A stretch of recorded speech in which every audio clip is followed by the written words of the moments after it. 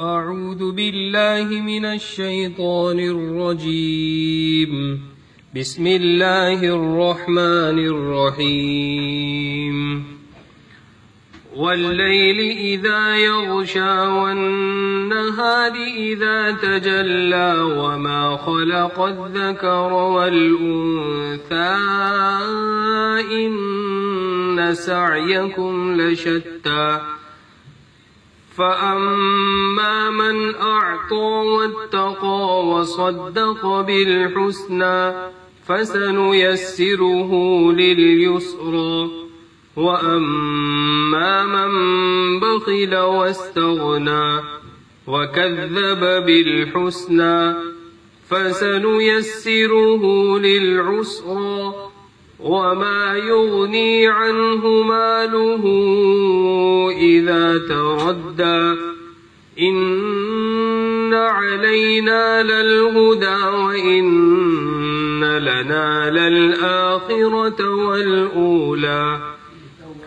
فأنذرتكم نارا تلظى لا يصلاها إلا الأشقى الذي كذب وتولى وسيجنبها الأتقى الذي يؤتي ماله يتزكى وما لأحد عنده من نعمة تجزى إلا ابتغاء وجه ربه الأعلى ولسوف يرضى صدق الله العظيم.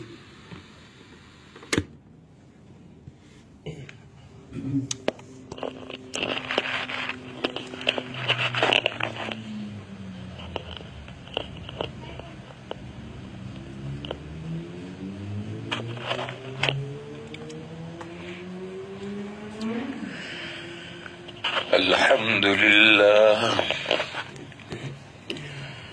نحمده ونستعينه ونستغفره ونؤمن به ونتوكل عليه ونعوذ بالله من شرور أنفسنا ومن سيئات أعمالنا من يهده الله فلا مضل له ومن يضلله فلا هادي له وأشهد أن لا إله إلا الله وحده لا شريك له وأشهد أن سيدنا ومولانا وحبيبنا وشفيعنا محمدا عبده ورسوله أرسله إلى الناس كافة بشيرا ونذيرا وداعيا إلى الله بإذنه وسراجا منيرا صلى الله تعالى عليه وعلى آله وصحبه وبارك وسلم تسليما كثيرا كثيرا وبعد فأعوذ بالله من الشيطان الرجيم بسم الله الرحمن الرحيم ألف لام ميم ذلك الكتاب لا ريب فيه هدى للمتقين الذين يؤمنون بالغيب ويقيمون الصلاة ومما رزقناهم ينفقون والذين يؤمنون بما أنزل إليك وما أنزل من قبلك وبالآخرة هم يوقنون أولئك على هدى من ربهم وأولئك هم المفلحون صدق اللہ مولانا العظیم. بزرگوں اور بھائیوں، سلسلے کلام پیچھے سے یہ چلا آ رہا ہے کہ سورہ فاتحہ میں اسلام کے جو 3 بنیادی عقیدے ہیں وہ بیان کیے گئے ہیں۔ پھر اس کے بعد سورہ بقرہ شروع ہو رہی ہے۔ اس کی پہلی آیت کو اگر آپ سورہ فاتحہ کے ساتھ جوڑنا چاہیں تو پھر ذالک الکتاب کو خبر بنائیں گے اور اس سے پہلے ہیا پوشیدہ مانیں گے۔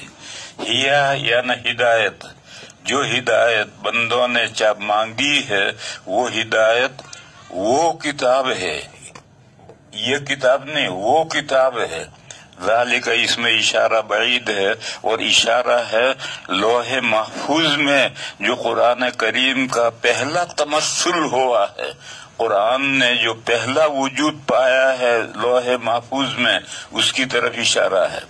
اس سے پہلے کلام نفسی ہے، اور اصل قرآن اللہ کا کلام وہی کلام نفسی ہے، لیکن اس کی طرف اشارہ نہیں ہو سکتا، تو اس لیے جو اس کا پہلا تمثل ہے اس کی طرف اشارہ کیا کہ وہ کتاب، وہ اللہ کی کتاب ہدایت ہے۔ ہدایت جو تم ہدایت مانگتے ہو تو وہ ہدایت وہ اللہ کی کتاب ہے، جس کے اللہ کی کتاب ہونے میں ذرا شک و شبے کی کوئی بات نہیں ہے۔ یہ تو اس وقت ہے جب کہ آپ ان آیات کو سورہ فاتحہ کے ساتھ جوڑیں، اور اگر آپ اس کے ساتھ نہ جوڑیں تو پھر مبتدا پوشیدہ ماننے کی ضرورت نہیں ہے۔ ذالک الکتاب، اس میں اشارہ مشار الیہ کو مبتدا بناؤ اور لا ریب فیہ کو پہلی خبر بناؤ اور ھدی للمتقین کو دوسری خبر بناؤ۔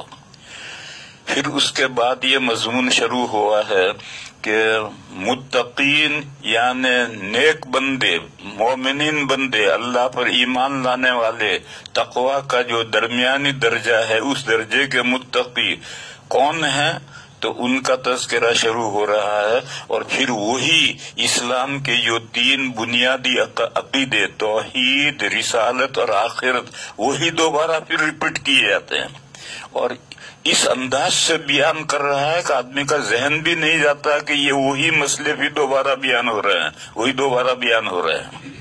فرمایا کہ متقی یعنی مسلمان بندے وہ ہیں جو اللہ پر، اللہ کا یقین رکھتے ہیں، اللہ پر یقین کرتے ہیں، اللہ کو مانتے ہیں، اللہ کی اور اللہ کی صفات کو مانتے ہیں، مگر لفظ غیب عام استعمال کیا ہے۔ اللہ غیب الغیب ہیں، آخری درجے کا غیب ہیں، لیکن لفظ عام استعمال کیا ہے۔ بس وہ تمام وہ چیزیں جو ہمارے حواس کے دائرے میں نہیں آتی، عقل ہمارے حواس کی مدد سے ان کو نہیں سمجھتی بلکہ مخبر صادق کے خبر دینے سے ڈائریکٹ سمجھتی ہے، وہ سب غیب ہیں، ان کو مانتے ہیں۔ پھر اس کے بعد قرآن کا ایک اصول ہے کہ وہ صرف ایمان پر، ایمان باللہ پر، اللہ پر ایمان لانے پر خوشخبری نہیں سناتا، اور یہاں آخر میں خوشخبری سنائی جا رہی، اولئک علی ھدی من ربہم واولئک ھم المفلحون، یہ خوشخبری سنائی ہے۔ قرآن کریم یہ خوشخبری سناتا ہے، ایمان کے ساتھ عمل صالح ہوں تو خوشخبری سناتا ہے۔ اس لیے اس ضابطے کے مطابق، اصول کے مطابق، الذین یؤمنون بالغیب کے بعد میں 2 اعمال کا ذکر ہے، ایک بدنی عمل اور ایک مالی عبادت ہے۔ بدنی عبادت ہے نماز، اور نماز کا بیان آیا الذین یقیمون الصلاۃ، وہ بندے جو اللہ پر، غیب پر ایمان رکھتے ہیں اور نماز کا اہتمام کرتے ہیں۔ نماز کے تعلق سے کل میں نے کچھ مسائل بیان کیے تھے، اور یہ کہا تھا کہ اور جو مسائل آئیں گے وہ مسائل میں پھر بیان کروں گا۔ چند مسائل آئے ہیں ان کو بیان کرتا ہوں، پھر آگے نماز کے تعلق سے لوگ مسائل نہ بھیجیں، آج جتنے مسائل آئے ہیں بس یہی بیان کروں گا، اگر اور لوگ بھیجتے رہیں گے تو پھر میں اسی میں پھنس کر کے رہ جاؤں گا۔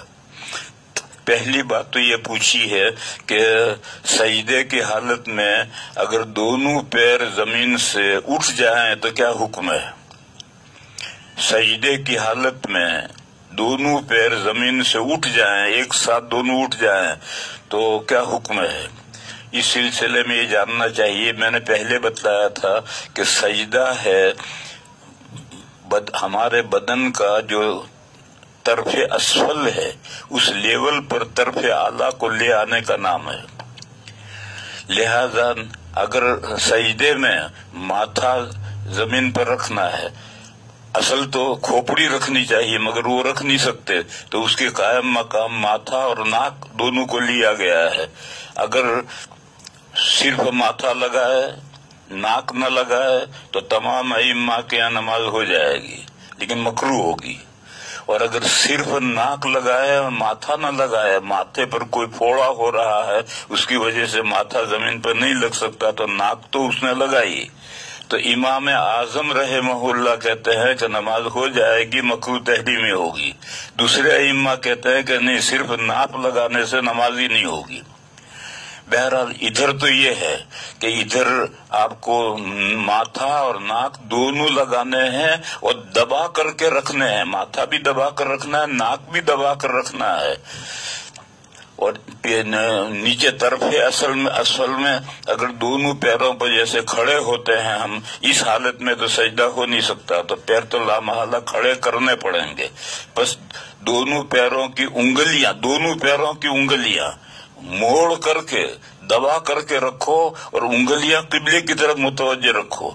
نماز میں سراپا قبلے کی طرف ہونا چاہیے، تو اگر پیر قبلے کی طرف انگلیاں قبلے کی طرف ہیں تو گویا سارا ہی بدن قبلے کی طرف متوجہ ہے، تو سجدے میں بھی استقبال قبلہ کے لیے یہ دونوں پیروں کی انگلیوں کو موڑ کر دبا کر کے قبلے کی طرف متوجہ کر کے رکھنا ہے۔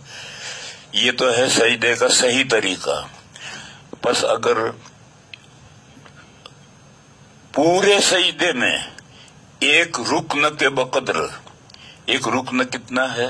سبحان ربی العظیم، سبحان اللہ، سبحان اللہ، سبحان اللہ، یہ جتنا 2 سیکنڈ ہوئے، یہ 2 سیکنڈ یہ ایک رکن کے بقدر ہے۔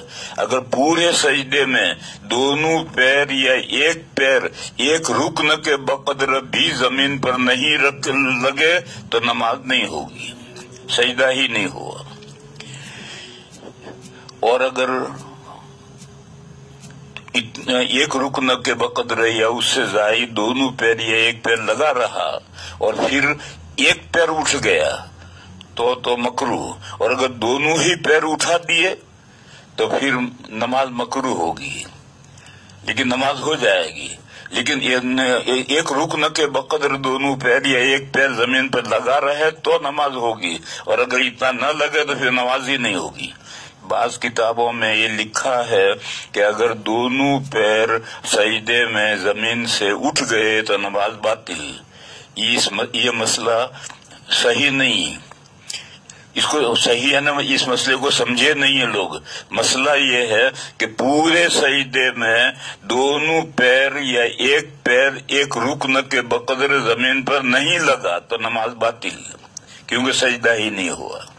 لیکن اگر ایک رکن کے بقدر لگا پھر اس کے بعد میں ایک پیر اٹھ گیا تو مکروہ، چھوٹا مکروہ، اور دونوں پیر ایک ساتھ اٹھا دیے تو پھر ڈبل مکروہ تحریمی ہو جائے گا پھر۔ اس لیے بھائیو اس کا خیال رکھنا چاہیے کہ پورے سجدے میں دونوں پیر انگلیاں دبا کر کے قبلے کی طرف متوجہ کر کے رکھنی چاہیے، اور اگر دونوں پیر تھوڑے ایک رکن کے بقدر لگنے کے بعد اٹھ گئے تو نماز ہو جائے گی مگر نماز مکروہ ہوگی۔ بعض مسائل کے سمجھنے میں غلطی ہو جاتی ہے، غلط فہمی ہو جاتی ہے۔ مثلا یہ مسئلہ ہے کہ اگر کوئی شخص بیت اللہ شریف کا طواف کرتے ہوئے بیت اللہ شریف کی طرف دیکھے تو طواف نہیں ہوا، یہ بھی صحیح نہیں۔ اصل یہ ہے کہ بیت اللہ کے گرد گھومنے کا نام طواف ہے، بس اگر کوئی بیت اللہ کی طرف منہ کر کے اس طرح سے منہ کر کے گھومے تو طواف نہیں ہوگا، اس لیے کہ طواف لفظ طواف کی تعریف ہی صادق نہیں آئی۔ لیکن اگر کوئی طواف سامنے منہ کر کے طواف کر رہا ہے اور اتفاق سے اس نے بیت اللہ کو دیکھ لیا تو طواف کے دوران میں بیت اللہ کو دیکھنا نہیں چاہیے، لیکن دیکھ لیا تو اس سے طواف باطل نہیں ہوگا۔ تب بیت اللہ ہی کی طرف دیکھتا دیکھتا طواف کا سارا طواف کرے تو طواف نہیں ہوا۔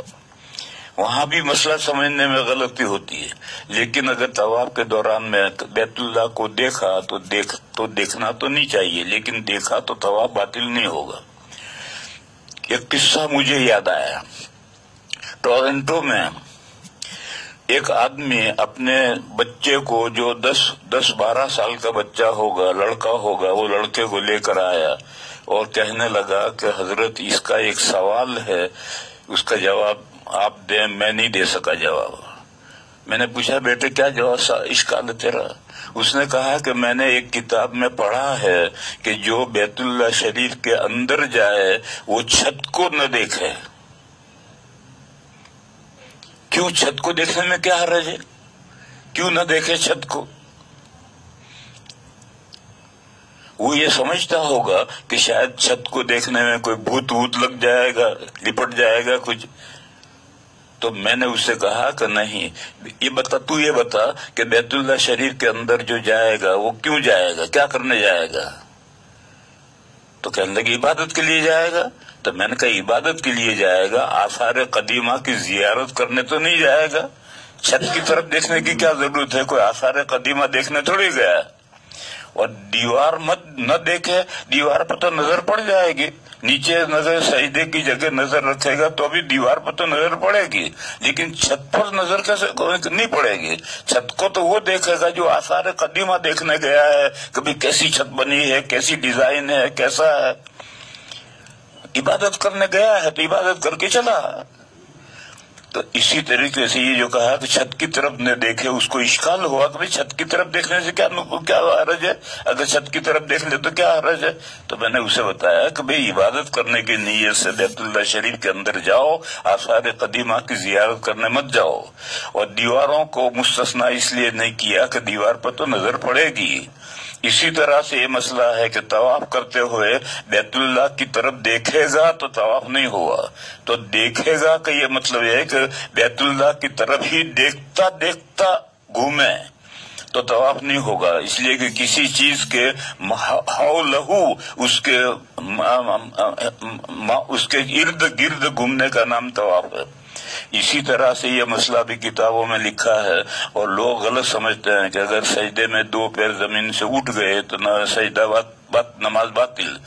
ایسا نہیں ہے، بلکہ مسئلہ جو میں نے سمجھایا کہ دونوں پیر پورے سجدے میں صحیح زمین پہ لگے رہنے چاہیے، اور انگلیاں دبا کر موڑو اور انگلیاں قبلے کی طرف متوجہ کرو.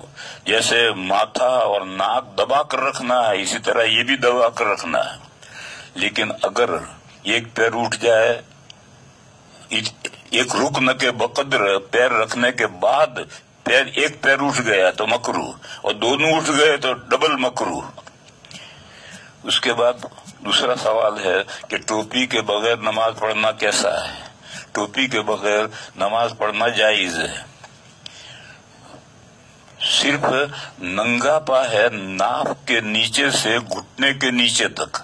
ناف داخل نہیں ہے، ناف تو باہر ہے.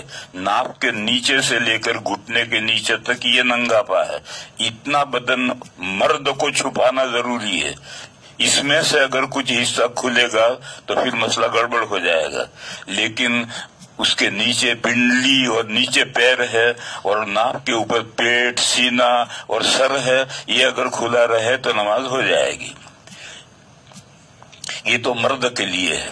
اور عورت کے لیے سطر تو یہی ہے، ناک کے نیچے سے لے کر گھٹنے کے نیچے تک یہ اس کا سطر ہے. اسی لیے ایک عورت دوسری مسلمان عورت کے سامنے بھی بے ضرورت اپنے بدن کا یہ حصہ نہیں کھول سکتی.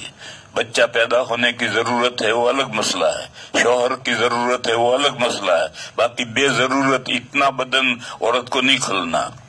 پھر عورت کے لیے حجاب پردہ ہے، مرد کے لیے حجاب نہیں ہے. اس لیے کہ مرد کو باہر صبح سے شام تک کام کرنا ہے. اگر حجاب ہوگا تو حجاب کے ساتھ وہ کیسے کام کرے گا؟ اس لیے مرد کے لیے تو حجاب نہیں، بس سطر ہی ہے. اور نماز میں وہی سطر چھپا کر نماز پڑھنی ہے. اور عورت کو نماز پڑھنے کے لیے حجاب بھی ہے. عورت کے حجاب 3 ہیں. ایک حجاب ہے محارم کا، یعنی وہ مرد جن سے ہمیشہ کے لیے نکاح حرام ہے، جیسے باپ ہے، بیٹا ہے، بھائی ہے، ایک تو ان کا حجاب ہے، اس حجاب میں جو سطر ہے وہ تو حجاب میں ہے ہی، اس کے علاوہ عورت کا پیٹ اور پیٹ کے مقابل جو پیٹھ ہے یہ حجاب میں ہے۔ عورت اپنے باپ کے سامنے یا بیٹے کے سامنے یا بھائی کے سامنے اپنا پیٹ بے ضرورت نہیں کھول سکتی، اور اس کے مقابل جو پیچھے پیٹھ ہے یہ بھی نہیں کھول سکتی۔ سینہ حجاب میں نہیں، اور سینے کے مقابل پیچھے جو پیٹھ ہے یہ بھی حجاب میں نہیں، کیونکہ عورت کو بچے کو دودھ پلانا ہوگا۔ اب گھر میں وہ دودھ پلائے گی، چھاتی کھول کر وہاں باپ ہے، بیٹا ہے، بھائی ہے، اس سے کیسے پردہ کرے گی؟ اس لیے شریعت نے چھاتی کو، عورت کی چھاتی کو محارم کے حجاب میں نہیں رکھا، اور چھاتی کو نہیں رکھا تو اس کے پیچھے جو پیٹھ ہے وہ بھی نہیں رکھی۔ یہ تو محارم کا حجاب ہے۔ دوسرا حجاب ہے اللہ پاک کا۔ بندی جب اللہ کے سامنے نماز کے لیے کھڑی ہو تو پھر اب اسے پورا بدن چھپانا ہے، صرف چہرہ جتنا وضو میں دھونا فرض ہے اتنا چہرہ حجاب سے باہر ہے، اور دونوں ہتھیلیاں حجاب سے باہر ہیں، اور ٹخنے نہیں، ٹخنے کے نیچے دونوں پیر حجاب سے باہر ہیں، باقی سارا بدن اللہ کے حجاب میں ہے، اس کو چھپا کر کے نماز پڑھنی ہے۔ ٹخنے بھی چھپانے ہیں، اگر ٹخنے ظاہر ہوں گے تو نماز نہیں ہوگی۔ اسی طرح سے کان بھی چھپانے ہیں، کیونکہ کان چہرے میں نہیں ہے، کان تو سر میں ہے، لہذا جتنا چہرہ دھونا ہے اتنا چہرہ کھلا رہ سکتا ہے نماز میں، اور دونوں ہتھیلیاں کھلی رہ سکتی ہیں، اور ٹخنے کے نیچے دونوں پیر کھلے رہ سکتے ہیں۔ یہ اللہ کے حجاب میں نہیں ہے، اور باقی پورا بدن اللہ کے حجاب میں ہے۔ بندی کو سارا بدن چھپا کر نماز پڑھنی۔ تیسرا حجاب ہے اجنبیوں کا، جن سے نکاح کسی فی الحال جائز ہے یا کسی بھی وقت جائز ہے، ہمیشہ کے لیے وہ اس کے لیے حرام نہیں ہے، یعنی اجانب کا حجاب ہے۔ اس حجاب میں قرآن کریم نے چہرے کو لیا ہے۔ سورہ احزاب میں آیت ہے، یا ایھا النبی قل لازواجک وبناتک ونساء المؤمنین یدنین علیہن من جلابیبہن۔ یہ کہا اے پیغمبر آپ اپنی بیویوں سے کہیے، اپنی بیٹیوں سے کہیے، اب مسلمانوں کی عورتوں سے کہیے، سب کے لیے ایک حکم ہے، بیویوں کا کچھ حکم الگ ہو، بیٹیوں کا کچھ الگ ہو، اور مسلمان عورتوں کا حکم الگ ہو، ایسا نہیں ہے، سب کا ایک حکم ہے۔ ان سے یہ کہیے کہ وہ جب گھر سے باہر نکلیں تو اپنے اوڑھنے کو قریب کر لیں۔ اب تو عورتیں، بہت سی عورتیں تو اوڑھنی اوڑھتی نہیں ہیں، اور بعض جو اوڑھتی ہیں وہ اتنی پتلی اوڑھتی ہیں کہ کچھ نہ جیسی ہے، لیکن پرانے زمانے میں اوڑھنے ہوتے تھے، حضور کے زمانے میں بھی اوڑھنے ہوتے تھے۔ آپ حضرات نے بھی دیکھا ہوگا کہ آج بھی دیہاتوں میں ہندو عورتیں اوڑھنے اوڑھتی ہیں، تو اوڑھنا اون کا یا سوت کا اوڑھنا اوڑھ رکھا ہے تو دائیں کان کی طرف سے آگے ناک کی طرف کھینچ لیں، اور بائیں کان کی طرف سے ناک کی طرف کھینچ لیں، تو بیچ میں ایک لکیر ہوگی، اس لکیر سے نظر آئے گا، چلے گی عورت۔ یہ ہے یدنین علیہن من جلابیبہن، اپنے اوڑھنوں میں سے وہ اپنے قریب کر لیں، یعنی ناک کے قریب کھینچ لیں۔ کوئی برقعے کی ضرورت نہیں تھی۔ یہ آیت نازل ہوئی، مسلمان عورتوں کو سنائی، اور انہوں نے فوراً جو اوڑھنے اوڑھ رکھے تھے، وہ چہرہ کھلا تھا تو دونوں ناک کے اوپر کھینچ کر کے قریب کر لیے، اور بیچ میں ایک لکیر ہے۔ آج کل عورتیں طرح طرح کے بہترین برقعے اوڑھتی ہیں، لیکن وہ برقعے خود دوسرے برقعے کے محتاج ہیں، اور پھر ڈھاٹا باندھتی ہیں، اور ساری آنکھیں تو کھلی رکھتی ہیں۔ آنکھیں جب کھلی رکھی تو پر حجاب کہاں ہوا؟ دیکھو جتنے محاسن ہیں، خوبیاں ہیں، وہ سب چہرے میں جمع ہیں، اور لڑتی آنکھیں ہیں، کان نہیں لڑتے، ناک نہیں لڑتی، ہونٹ نہیں لڑتے، آنکھیں ہی لڑتی ہیں، تو وہ آنکھیں تو سب کھلی رکھتی ہیں، تو حجاب کہاں ہوا؟ تو قرآن کریم میں عورتوں کے حجاب کی جو آیت ہے سورہ احزاب میں وہ آیت ہے کہ اپنے اوڑھنوں کو اپنے اوپر قریب کر لیں، یعنی دائیں طرف سے پلہ ناک پر لے آئیں، بائیں طرف سے بھی ناک پر لے آئیں تو دونوں آنکھیں چھپ گئی اور بیچ میں ایک لکیر ہوگی، اس لکیر میں سے نظر آئے گا اور وہ چلیں گی۔ تو میں کہہ ہی رہا تھا کہ یہ عورت کے لیے حجاب ہے، اللہ کے گھر سے باہر نکلنے کی عورت کو اجازت ہے، ضرورت کے لیے نکلے، مٹر گشتی کے لیے نہیں، ضرورت کے لیے باہر نکلے، اور جب نکلے تو اس طرح سے اوڑھنے کو اپنے چہرے پر قریب کر کے پھر چہرے کا سارا بدن چھپا کر نکلے۔ اس آیت کریمہ میں دونوں ہتھیلیوں کو نہیں لیا ہے اور دونوں پیروں کو بھی نہیں لیا ہے کہ چہرہ تو چھپا کر نکلے عورت، لیکن ہتھیلیاں اور پیر اس کا تذکرہ آیت میں نہیں ہے۔ اس لیے علماء یہ کہتے ہیں کہ بہتر تو یہ ہے کہ عورت گھر سے باہر نکلے تو ہاتھوں میں دستانے پہن کر نکلے، پیروں میں موزے پہن کر نکلے، لیکن اگر پیر میں موزے نہ پہنے اور ہاتھوں میں دستانے نہ پہنے تو کوئی بات نہیں، چہرہ کھلا رکھ کر نہیں نکل سکتی، چہرہ چھپا کر کے اس کو نکلنا ہے۔ تو میں مسئلہ یہ بتا رہا تھا کہ مرد کے لیے ستر ہے، وہ ستر چھپا کر نماز پڑھنا ہے، باقی حجاب ہے ہی نہیں، لہذا بنیان کے بغیر بھی نماز پڑھ سکتا ہے، کرتے کے بغیر بھی نماز پڑھ سکتا ہے، ٹوپی کے بغیر بھی نماز پڑھ سکتا ہے، پگڑی کے بغیر بھی نماز پڑھ سکتا ہے، نماز ہو جائے گی۔ پھر دوسرا مسئلہ یہ ہے کہ نماز کیسے لباس میں پہننی چاہیے، تو اس کے لیے سورہ اعراف میں آیت گزری ہے، یا بنی آدم خذوا زینتکم عند کل مسجد وکلوا واشربوا ولا تسرفوا انہ لا یحب المسرفین۔ اے آدم کے لڑکوں، اس میں مرد بھی آگے عورتیں بھی آئے، آدم کے لڑکوں میں عورتیں بھی لڑکے ہیں، جب تم نماز پڑھو تو بیوٹی خوبصورتی لے لو، خذوا زینتکم عند کل مسجد، ہر نماز میں، چاہے فرض ہو نفل ہو کوئی بھی نماز ہو، جب تم نماز پڑھو گھر میں پڑھو مسجد میں پڑھو تو بیوٹی لے کر پڑھو۔ ایک حکم ہے۔ دوسرا حکم یہ دیا کہ کھاؤ پیو مگر حد سے مت نکلو کھانے پینے میں، اللہ تعالیٰ حد سے نکلنے والوں کو پسند نہیں کرتے۔ یہ ایک دوسرا مضمون ہے، وہ کسی اور موقع پر بیان کروں گا، یہاں تو یہ پہلا مضمون ہے کہ اے آدم کے لڑکوں، ہر مسجد کے پاس، یعنی مسجد میں پہنچنے سے پہلے سے بیوٹی لے کر خوبصورت بن کر کے جاؤ۔ اب میرے بھائی اور بہنوں، اب سوچو، لباس دو ہیں، ایک اسلامی لباس ہے، ایک فیشن کا لباس ہے۔ اسلامی لباس، اسلام میں جو اسلامی لباس ہے یہی بیوٹی ہے، یہی خوبصورتی ہے، اور یہ فیشن والا لباس ہے، نیچے پتلون پہن رکھی ہے، اوپر بنیان پہن رکھا ہے، ٹی شرٹ پہن رکھا ہے، سر پہ بال ہیں، بال میں کنگھا کر رکھا ہے، اور لاٹ صاحب سے ملنے کے لیے، وزیر اعظم سے ملنے کے جا رہے ہیں، یہ تو فیشن والا لباس ہے۔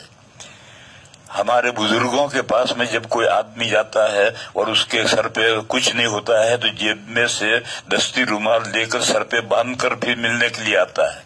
معلوم ہوا کہ اس مسلمانوں کے نزدیک اور اسلامی لباس کے اندر سر کا چھپا ہوا ہونا یہ بیوٹی ہے، خوبصورتی ہے۔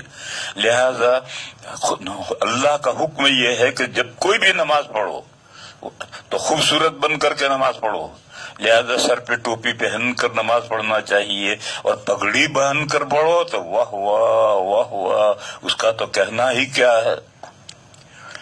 اب اس کے بعد مسئلہ یہ ہے کہ ایک جماعت ہے غیر مقلدین، ان کا سیمبل یہ ہے کہ اگر وہ ٹوپی کھلے سر نماز پڑھیں گے، اگر ٹوپی ہوگی تو بھی نکال کر جیب میں رکھیں گے یا نیچے ڈالیں گے اور پھر نماز پڑھیں گے، اور وہ یہ کہتے ہیں کہ کھلے سر نماز پڑھنا سنت ہے۔ ان سے یہ پوچھو کہ کوئی ایک حدیث لاؤ، ضعیف لاؤ، نبی پاک صلی اللہ علیہ وسلم نے زندگی میں ایک مرتبہ کوئی فرض نماز کپڑا اویلیبل ہوتے ہوئے بغیر सर छुपाए हुजूर ने नमाज पढ़ी हो, ऐसी एक रिवायत लाओ। कोई रिवायत, ज़ईफ रिवायत भी ऐसी नहीं है। खामखा के इन्होंने इसको सैम्बल बना लिया है, और इन गैर मुक़ल्लिदीन ने जितनी चीजों को सैम्बल बना लिया है वो सारी ही ऐसी। उनके सैम्बल क्या हैं? 3 हैं। एक तो है ब्रॉड गेज, यानी टांगे चौड़ी करके खड़े रहो। रेलवे की पटरियां जो हैं उसमें एक ब्रॉड गेज है, एक मेटल गेज है, एक नैरो गेज है। अब नैरो गेज तो निकल गई, मेटल गेज कहीं कहीं है, अब तो ज्यादातर ब्रॉड गेज यानी चौड़ी पटरी। तो इसी तरह से ब्रॉड गेज, टांगे चौड़ी करके खड़े रहो। और ओपन हेड, सर खुला रखो। और मातम कुना, यानी सीने पर मारो, हाथ मारो सिर पर। ये 3 सैम्बल है उनके, ब्रॉड गेज, ओपन हेड, मातम कुना। इनसे पूछो कि इन तीनों चीजों की कोई दलील लाओ। न ब्रॉड गेज की कोई दलील है, कोई हदीस है, न ओपन हेड की कोई हदीस है, न मातम यानी चाहे सीने पर हाथ बांधने की कोई रिवायत नहीं है। सीने पर हाथ बांधने की 2 रिवायतें 2 हैं। नाप से ऊपर की रिवायत है जो शवाफे ने ली है, और नाप से नीचे की रिवायत है जो हनफिया ने ली है। सीने के ऊपर बांधने की तो कोई रिवायत है ही नहीं। तो ये गैर मुक़ल्लिदीन के जो सैम्बल है, अलामत है जिससे वो पहचाने जाते हैं, वो ये 3 हैं, ब्रॉड गेज, ओपन हेड और मातम कुना। और इन तीनों बातों की कोई दलील है ही नहीं उनके पास। इसलिए उनके चक्कर में मेरे भाइयों मत पड़ो। वो लोग ये कहते हैं कि आजकल तो खुले सर रहना खूबसूरती समझी जाती है। वो खूबसूरती फैशन में समझी जाती है, इस्लामी लिबास में खूबसूरती नहीं है। बुजुर्गों के पास जब आवाम जाते हैं और कोई टोपी नहीं होती है तो रुमाल सर पे बांध कर जाते हैं। तीसरा मसला है आधी आस्तीन वाला कुर्ता या टी शर्ट पहनकर नमाज पढ़ना। ये वही मसला आया, ये फैशन वाला लिबास, आधी आस्तीन वाला कुर्ता और टी शर्ट एक ही है। टी शर्ट में दामन नहीं, और आधी आस्तीन वाले कुर्ते में, वो टी शर्ट में आधी आस्तीन का कुर्ता होता है। ये तो वही है। जब मुझसे कोई पूछते हैं कि बगैर टोपी के नमाज होती है, मैंने कहा होती है। और बगैर टोपी के नहीं, बगैर कुर्ते के भी होती है, बगैर बनियान के भी होती है। तू बनियान पहनकर क्यों आता है, कुर्ता पहन करके क्यों आता है, टोपी निकाल कर क्यों आता है, और इनको पहनकर क्यों आता है? मर्द का सतर तो नाप से घुटने तक है, बाकी तो खुला रह सकता है। और अगर तू खूबसूरत बनता है तो इस्लामी लिबास में खूबसूरती ये है कि कुर्ता पहनो, ताकि नीचे के जो शर्म का है वो शर्म का छुप जाए।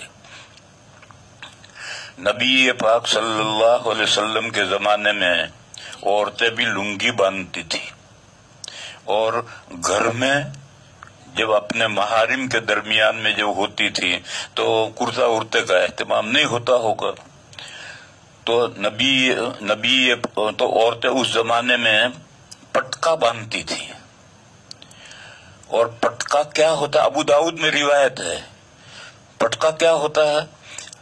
लुंगी पर एक दूसरा कपड़ा बांधती थी। जैसे आजकल बुद्धिस्ट औरतें घघरी बांधती हैं और घघरी के ऊपर एक दूसरा कपड़ा बांधती हैं। तो नबी पाक सल्लल्लाहु अलैहि वसल्लम ने हजरत फातिमा से नबशब्बरा शिब्रम मिन निताक़िहा, हजरत फातिमा से कहा कि ये तुम्हारा पटका है, यहाँ तक ये एक बालिश तो और नीचा रखो। इनका इन बुद्धिस्ट औरतों का जो पटका होता है वो आधी रान तक होता है, तो आधा तो बेपर्दगी हुई, और जब उससे एक बारिश से नीचे रखेंगे तो घुटने के नीचे चला जाएगा, तो अब पर्दा हो गया। तो ये पर्दे के लिए हुजूर के जमाने में घर में औरतें अपने महारिम के दरमियान में लुंगी के ऊपर ये पटका बांधती थी। अब आज मर्द पतलून पहनकर मस्जिद में आते हैं और टी शर्ट पहन करके आते हैं, और आगे से भी नंगे नजर आते हैं, पीछे से भी नंगे नजर आते हैं। اور وہ یہ سمجھتا ہے کہ ہم تو بہت شاندار کپڑا پہن کر آئے. ارے یہ شاندار تو غیروں کے لباس میں شاندار ہے، اسلامی لباس میں شاندار نہیں ہے. اسلامی لباس میں تو عورت اگر لنگی پہنے یا پتلون پہنے تو پھر وہ گھر میں بھی اپنے محارم کے درمیان میں بھی اس کے اوپر ایک پٹکا پہنے گی اور گھٹنے کے نیچے تک پٹنا پہنے گی. اس لیے میرے بھائیوں، ٹی شرٹ میں نماز پڑھنا اور آدھی آستین کے ساتھ نماز پڑھنا یہ مکروہ ہے. آستین پہنچے تک پوری ہونی چاہیے اور کرتا جو ہے یہ گھٹنے کے نیچے تک دامن ہونا چاہیے. صرف چولی نہیں ہونی چاہیے، چولی کے ساتھ دامن ہونا چاہیے. تب اسلامی لباس میں وہ کرتا ہے اور نیچے کا پورا پردہ ہوگا. لہذا زینت جس کا ذکر قرآن میں ہے کہ خذوا زینتکم عند کل مسجد، اس پر عمل اسی وقت ہوگا. اس کے بعد یہ ہے مسنون قرات کیا ہے. اس میں بھی کتابوں میں لکھا ہے کہ سورہ قاف سے لے کر سورہ بروج تک یہ طوال مفصل ہیں، اور سورہ بروج سے لے کر سورہ بینہ تک اوساط مفصل ہیں، اور اس کے بعد سورہ زلزال سے لے کر آخر تک قصار مفصل ہیں. یہ جو کتاب مسئلہ لکھا ہے یہ مقدار بتائی ہے کہ نمازوں میں یہ مقدار ہے. فجر میں طوال مفصل پڑھنے ہیں، یعنی اتنی مقدار پڑھنی ہے، چاہے پورے قرآن میں سے کہیں سے پڑھو. یہ نہیں کہ سورہ قاف سے لے کر آخر تک نماز میں پڑھیں گے اور باقی قرآن مہجور نہیں پڑھیں گے، ایسا نہیں ہے. صحابہ، خلفائے راشدین اور نبی پاک صلی اللہ تعالی علیہ وسلم پورے قرآن کریم میں سے پڑھتے تھے. بس یہ جو فقہ میں صورتیں لکھی ہیں اس کا مطلب کہ اتنی مقدار کہیں سے بھی پڑھو، اتنی مقدار پڑھو. فجر میں طوال مفصل پڑھنی ہے یا اس کے بقدر پڑھنا ہے، اور ظہر میں اور عشاء میں اوساط مفصل پڑھنا ہے. مشہور یہ قول یہ ہے، اور یہ قول ہے کہ ظہر میں فجر جتنی قرات ہے. لیکن آج کل ظہر میں فجر جتنی قرات کرتے ہیں تو لوگ پریشان ہوتے ہیں. لہذا وہ جو دوسرا قول ہے کہ عشاء میں جتنی قرات ہے اتنی قرات ظہر میں ہے، اوساط مفصل. اور عصر میں دو قول ہیں، ایک ہے کہ عشاء جتنی قرات ہے اور ایک ہے کہ مغرب جتنی قرات ہے، یعنی قصار مفصل ہے، اور مغرب میں قصار مفصل ہے. یہ جو کتابوں میں تفصیل لکھی ہوئی ہے جس کو سبھی لوگ جانتے ہیں، اس کے بارے میں عام طور پر غلط فہمی یہ ہے کہ یہی صورتیں پڑھنی ہے 5 نمازوں میں، باقی سارا قرآن مہجور ہے. یہ سنت و حدیث اور صحابہ اور حضور کے عمل کے خلاف ہے. اور پھر یہ جو فقہا نے طے کیا ہے، یہ مقدار طے کی ہے کہ پورے قرآن میں سے پڑھو اور پورے قرآن میں سے مضمون کا لحاظ رکھ کر کے پڑھو، اور اسی مضمون کے لحاظ کے لیے رکوع بنائے گئے ہیں کہ ایک رکوع پوری رکعت میں ایک رکوع پورا پڑھو یا 2 رکعت میں مل کر کے ایک رکوع پڑھو. لوگوں میں غلط فہمی یہ ہے کہ تراویح میں تو پورا قرآن پڑھتے ہیں، لمبے سے لمبا رکوع پڑھتے ہیں، لمبی قرات پڑھتے ہیں، لیکن فجر کی نماز میں بہت سے احناف، غیر احناف نہیں، شوافع، مالکیہ، حنابلہ، وہ تو سارے قرآن کریم میں سے طوال مفصل کے بقدر پڑھتے ہیں. لیکن احناف کے یہاں گڑبڑ ہے. بہت سی جگہ پر احناف کے یہاں چھوٹی چھوٹی صورتیں پڑھتے ہیں اور یہ کہتے ہیں کہ زیادہ پڑھیں گے تو نمازی پریشان ہوں گے. ارے بھائی کیوں پریشان ہوں گے؟ نماز پڑھنے آئے ہیں، اور تراویح میں پڑھتے ہیں، زیادہ پڑھتے ہیں تو پریشان نہیں ہوتے ہیں، فرضوں میں کیوں پریشان ہو جائیں گے؟ اس لیے یہ غلط ہے. طوال مفصل کے بقدر فجر میں بھی قرات ہونی چاہیے، چاہے یہی سورہ قاف سے لے کر بروج تک کی صورتوں میں سے پڑھو یا پورے قرآن کریم میں سے کہیں سے بھی اتنی مقدار پڑھو. مسئلہ یہ ہے. اور یہ عذر کہ لوگوں کو بوجھ ہوگا، یہ تو عذر تم تھوڑے سے تھوڑا پڑھو گے تو بھی لوگ تو بوجھ محسوس کریں گے، ان کو عذر ہوگا. اس لیے مسنون قرات لوگوں کی طبیعتوں کا خیال رکھ کر یہ قراتیں طے کی گئی ہیں. لہذا مسنون قرات کے بقدر قرات کرنا چاہیے، اس میں لوگوں کی طبیعتوں کا خیال. دیکھو میں ایک مثال دوں. ایک آدمی بوڑھا ہے یا بیمار ہے، وہ یہ کہتا ہے کہ فجر میں اتنی لمبی تم قرات کرتے ہو، مجھ سے کھڑا نہیں رہا جاتا بھیا، تو بیٹھ کر سن، اور جب رکوع کا وقت آئے 2-3 آیتیں باقی رہیں اس وقت کھڑا ہو جائیے۔ تیری وجہ سے قل ہو اللہ کے ذریعے سے فجر کی نماز نہیں پڑھائی جائے گی۔ اور اگر کوئی بندہ ایسا ہے کہ وہ اتنا بھی نہیں برداشت کر سکتا تو پھر اس کے لیے اجازت ہے کہ وہ گھر نماز پڑھے، پھر مسجد نہ آئے، گھر نماز پڑھے۔ حضرت انس رضی اللہ تعالیٰ عنہ جب بوڑھے ہو گئے تھے تو گھر میں نماز پڑھتے تھے، مسجد میں نہیں تشریف لاتے تھے۔ اور گھر میں جب نماز پڑھے گا، جماعت سے پڑھنا ہو تو ایک آدمی کو گھر میں روک سکتا ہے، اس سے زیادہ گھر میں نہیں روک سکتا، باقی گھر کے لوگ مسجد میں جا کر پڑھیں گے۔ اس بیمار کو یا اس بوڑھے کو نماز پڑھانے کے لیے ایک تندرست آدمی امام بن کر کے پڑھائے، ایک رک سکتا ہے، باقی زائد نہیں رکیں گے۔ بہرحال یہ مسئلہ یہ ہے کہ یہ احناف کے یہاں 2 مسئلوں میں بہت گڑبڑ ہے۔ شوافی کے یہاں، مالکیہ کے یہاں، حنابلہ کے یہاں یہ گڑبڑ نہیں، غیر مقلدین کے یہاں گڑبڑ نہیں ہے۔ وہ یہ ہے کہ صفیں سیدھی کرو۔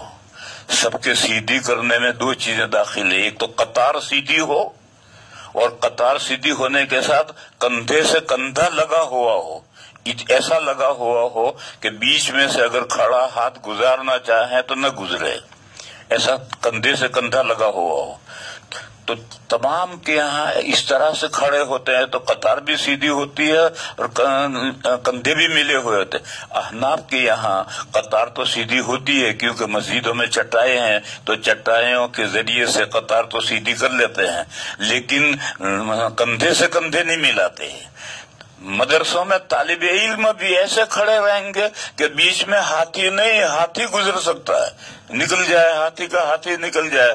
یہ ہماری نمازوں کے صفوں کے اندر کوتاہی ہے۔ اگر صف بالکل قطار سیدھی ہے اور کندھے سے کندھے لگے ہوئے نہیں ہے تو صف سیدھی نہیں ہے۔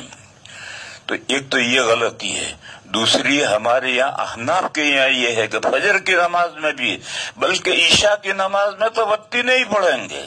ارے بھائی وتینے کے علاوہ اوساط مفصل میں اس سے بڑی صورتیں بھی تو ہیں، وہ کیوں نہیں پڑھتا؟ نہیں بھائی وتی نہیں پڑھے گا، انا انزلناہ فی لیلۃ القدر ہی پڑھے گا۔ بھائی ٹھیک ہے، کبھی ضرورت ہو پڑھ لے تو کوئی بات ہے، لیکن ہمیشہ اتنی کم قرات کرنا یہ ٹھیک نہیں۔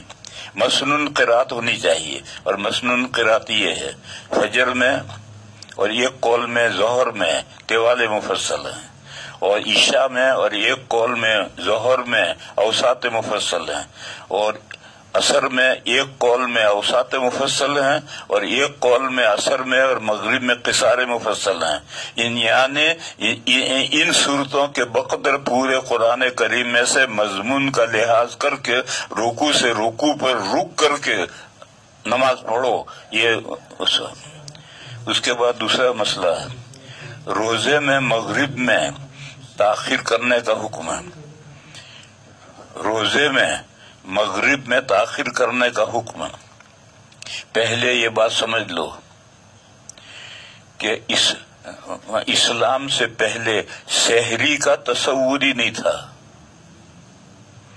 مولانا صاحبان جو ہے وہ جانتے ہیں کہ شروع اسلام میں مسئلہ یہ تھا کہ جب آپ کو نیند آ گئی تو اگلا روزہ شروع ہو گیا، سحری تھی ہی نہیں۔ یہ تو پھر قرآن کریم میں آیت نازل ہوئی اور یہ کہا کہ تم صبح صادق تک کھا پی سکتے ہو، تو اسلام نے سحری شروع کی، اور حضور نے سحری کو بتایا کہ سحری میں برکت ہے، اور کچھ بھی 2 گھونٹ پانی پی لو، تھوڑا سا دودھ پی لو، کچھ نہ کچھ استعمال کرو اس کے۔ غرض سحری تو اسلام نے شروع کی ہے، اسلام نے جب سحری تو نہ کرو، یعنی تھوڑا سا چائے پی لو، دودھ پی لو، تھوڑا سا کچھ کھا لو، لیکن اصل جو پیٹ بھر کر کھانا ہے وہ روزہ کھولتے وقت ہے۔ اور یہ جو ہمارے یہاں طریقہ ہے، ایک مغرب سے پہلے افطاری کی اور پھر مغرب پڑھ کر پھر کھانا کھایا، یہ جو 2 قسمیں 2 حصے کر دیے ہیں، یہ بھی اسلام میں نہیں ہے۔ اسلام میں تو یہ ہے کہ جب اذان مغرب کا وقت ہوا، اذان ہوئی، تو اب من فطر صائما، روزے دار کو کھانا کھلاؤ، افطار کراؤ، یعنی پیٹ بھر کر کھانا کھائے۔ لہذا اس کے بعد پھر مغرب بعد کچھ نہیں کھانا، بس مغرب پڑھو، مغرب بعد اوامن پڑھو، جو کچھ کرنا ہو کرو، اور جو کچھ کھانا ہے وہ افطاری میں کھا لو۔ رمضان کے علاوہ میں حدیث شریف میں یہ قصہ ہے کہ حضرت ابن عمر رضی اللہ تعالی عنہما ہمیشہ روزہ رکھتے تھے۔ وہ جب روزہ از مغرب کی اذان ہو جاتی تھی تو افطاری کرتے تھے، اور مسجد میں نماز شروع ہو جاتی تھی، امام قرات کرتا تھا، وہ قرات سنتے رہتے تھے اور کھانا کھاتے رہتے تھے۔ تو یہ تو غیر رمضان ہے۔ غیر رمضان میں تو روزے داروں کی وجہ سے کوئی تاخیر نہیں ہوتی، لیکن رمضان میں تو سبھی روزے دار ہیں، لہذا رمضان میں تھوڑی بہت تاخیر ہونی چاہیے۔ کتنی؟ مثلا مثال کے طور پر 10 منٹ کی تاخیر ہونی چاہیے، تاکہ سب لوگ اپنا کھانا کھا کر فارغ ہو کر آ جائیں۔ اس سے زیادہ آج کل جو ہم لوگوں نے افطاری کو 2 حصوں میں کر دیا ہے، ایک نماز سے پہلے اور ایک نماز کے بعد، اس کے لیے تاخیر کرنے کی ضرورت نہیں، اس کے لیے تھوڑا سا افطاری کرو پھر نماز پڑھ لو۔ لیکن اگر افطاری کے ساتھ لوگ کھانا کھاتے ہیں، اب بھی ہمارے یہاں پالنپور میں دیہاتوں میں جب ہم بچے تھے تو مجھے یاد ہے کہ سب لوگ اذان مغرب کی اذان پر رمضان میں کھانا کھا کر پھر نماز پڑھنے کے لیے آتے تھے۔ تو جہاں ایسا ہے تو وہاں 10 منٹ کی تاخیر کرو، 10 منٹ میں کھانا کھایا جا سکتا ہے۔ اور اگر محض افطاری کرنی ہے تو کھجور کھانی ہے یا تھوڑا بہت کھانا ہے تو اس کے لیے تاخیر کرنے کی ضرورت نہیں ہے۔ اس کے بعد مسئلہ ہے کہ کرسی پر بیٹھ کر نماز پڑھنے کے مسائل بیان کرو۔ اس کے مسائل تو بہت ہیں، جس کو دیکھنا ہو نیٹ پر کمپیوٹر میں دارالعلوم دیوبند کا ایک فتویٰ پڑا ہوا ہے، اور اس میں پوری تفصیل کے ساتھ کرسی پر بیٹھ کر پڑھنے کے مسئلے بیان کیے گئے ہیں۔ میں وہ سب مسئلے یہاں بیان نہیں کر رہا، میں تو یہاں صرف ایک مسئلہ بیان کر رہا، وہ یہ ہے کہ کرسی پر بیٹھ کر نماز پڑھنے سے نماز ہو جاتی ہے، لیکن آج کل لوگوں نے کرسی پر بیٹھ کر نماز پڑھنے کو فیشن بنا لیا ہے۔ یہ جو فیشن بنا لیا ہے یہ ٹھیک نہیں۔ اگر کوئی واقعی معذور ہے، نیچے نہیں بیٹھ سکتا ہے، کرسی پر بیٹھ کر نماز پڑھے تو نماز ہو جاتی ہے۔ اور بہشتی زیور میں یہ مسئلہ لکھا ہے کہ اگر کوئی نہیں نیچے کرسی پر بیٹھ کر، تخت پر بیٹھ کر، چارپائی پر بیٹھ کر، پیر لٹکا کر کے نماز پڑھنے سے زمین پر بیٹھ کر نماز پڑھنا افضل ہے، اس لیے کہ اس میں سجدہ زمین سے اقرب ہوگا۔ جب سجدہ اشارے سے سجدہ کرے گا رکوع سجدے کا تو سجدہ زمین سے اقرب ہوگا، اس لیے زمین پر بیٹھ کر کے نماز پڑھنا افضل ہے۔ میں آج کل نفلیں کھڑے ہو کر نہیں پڑھتا ہوں، کھڑا ہونا مشکل ہوتا ہے، بیٹھ کر پڑھتا ہوں، تو کرسی پر نہیں بیٹھتا ہوں، زمین پر بیٹھتا ہوں، اور زمین پر جس طرح بیٹھ سکو بیٹھو، آلتی پالتی مار کے بیٹھو، تشہد کی طرح سے بیٹھو، پیر لمبے کر کے بیٹھو، قبلے کی طرح پیر لمبے کر کے بیٹھنا ہو بیٹھو، کسی بھی طرح بیٹھو، زمین پر بیٹھو، اور زمین پر بیٹھ کر کے نماز پڑھو تاکہ سجدہ زمین سے اقرب ہو۔ بس کرسی پر نماز جائز ہے، لیکن زمین پر بیٹھ کر پڑھنا ہی افضل ہے۔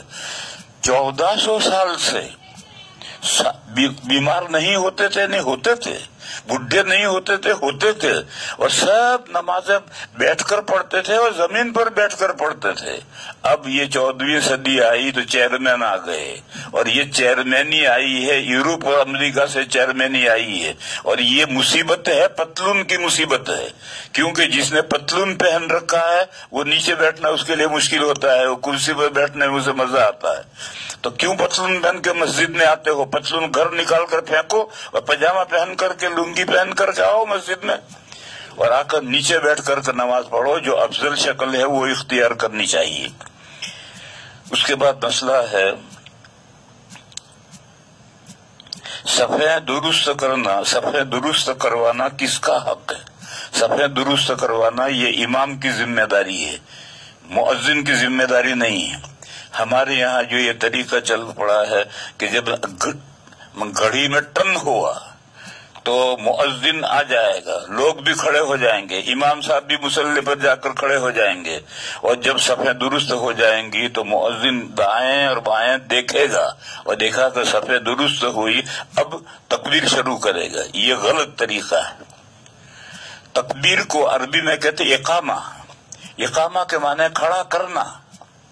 लिहाजा सही तरीका ये है कि जब टर्न हो जाए या टर्न होने में भी 2-3 सेकंड बाकी हो और तकबीर कहने वाला खड़ा होकर के इकामा शुरू कर दे, और इकामा शुरू करने के बाद इमाम साहब भी मुसल्ले पर आ जाए, नमाजी भी खड़े हो जाए, और नमाजी और अगर मस्जिद बड़ी है और नमाजी काफी हैं तो इकामा कहने वाला इकामा ही इतना लंबा कहेगा कि इकामा पूरा होते होते समय दुरुस्त हो जाए।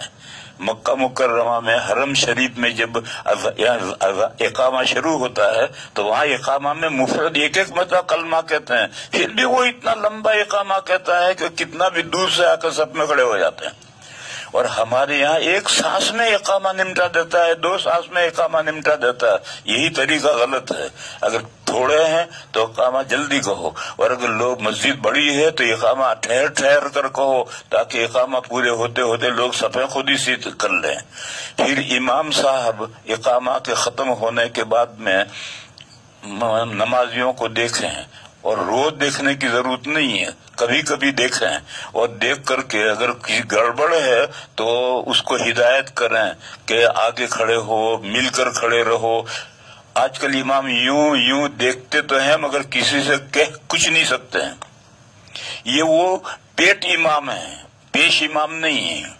जो पेट इमाम होता है वो किसी को कुछ कह नहीं सकता है। पेश इमाम तो डांटेगा, थप्पड़ मारेगा जाकर, क्यों अलग खड़ा है, कल समझाया था, आज भी खड़ा है ऐसे ही, वो सीधा हो जाएगा। पेश इमाम तो हाकिम होता है, और पेट इमाम देखेगा, कह नहीं सकता कुछ। इसलिए मुझे याद है दारुल देवबंद के सदर मुफ्ती से मुफ्ती मेहदी हसन साहब, उस जमाने में एक तो जामे मस्जिद में जुमा होता था, एक आदीना मस्जिद में जुमा होता था, और एक छत्ते की मस्जिद में जुमा होता था, बूढ़ों के लिए, बीमारों के लिए। तो हजरत मुफ्ती मेहदी हसन साहब जो दारुल के सदर मुफ्ती थे, वो जुमा पढ़ाते थे तो खुतबा देते थे। खुतबा उन्होंने खत्म किया, अब मुअज्जिन ने खड़े हुए इकामा शुरू किया। वो मिंबर पर ही खड़े रहते थे, उसने इकामा शुरू किया। जब वो पूरा इकामा उसने पूरा किया तब हजरत वहीं मिंबर पर खड़े हुए, वो लाल रुमाल वाले जरा आगे बढ़ो, अरबी फला टोपी वाले मिलकर खड़े रहो, पूरी सबको समय दुरुस्त करके फिर नीचे आकर मुसल्ले पर आकर अल्लाह अकबर कहकर नमाज शुरू करते थे। तो नमाज शुरू करना ये इमाम की जिम्मेदारी है।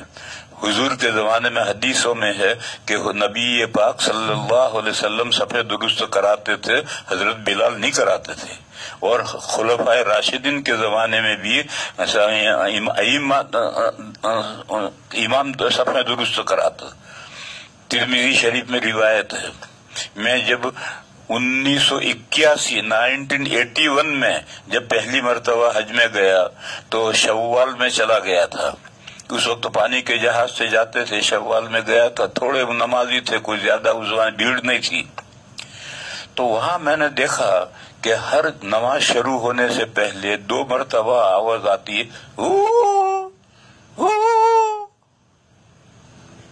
अब मैं सोचता कि या अल्लाह, यहाँ ये नमाज में क्या जूस नया आया, हमारे यहाँ तो कोई ऐसा नहीं करता।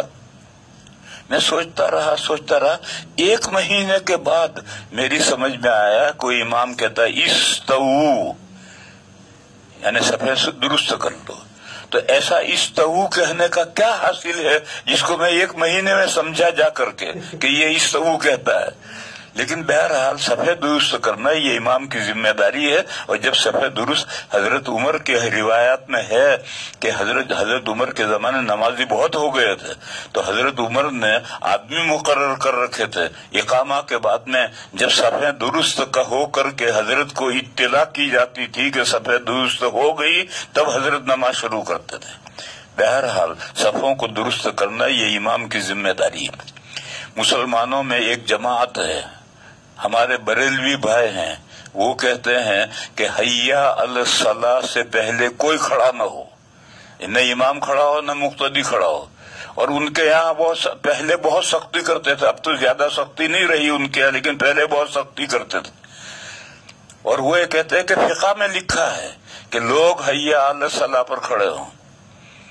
یہ جو بھائیوں کی بات ہے یہ بات صحیح نہیں ہے، کیونکہ ایک تکبیر کو عربی میں اقامہ کہتے ہیں، اور اقامہ کے معنی کھڑا کرنا، پر جب اقامہ شروع ہو گیا، کھڑا کرنا پایا گیا، تو اب لوگ کیوں کھڑے نہ ہوں؟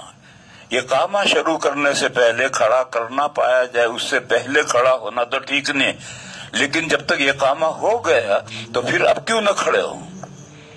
اور وہ جو کہیں کتابوں میں لکھا کہ حیا علی الصلاۃ پر کھڑے ہوں، تو ٹھیک ہے، وہ ٹھیک لکھا ہے، لیکن اسی جگہ پر جہاں یہ لکھا ہے وہاں یہ بھی لکھا ہے کہ امام صاحب قد قامت الصلاۃ پر امام نماز شروع کر دے، تو بریلویوں کے یہاں بھی قد قامت الصلاۃ پر امام کہاں نماز شروع کرتا ہے؟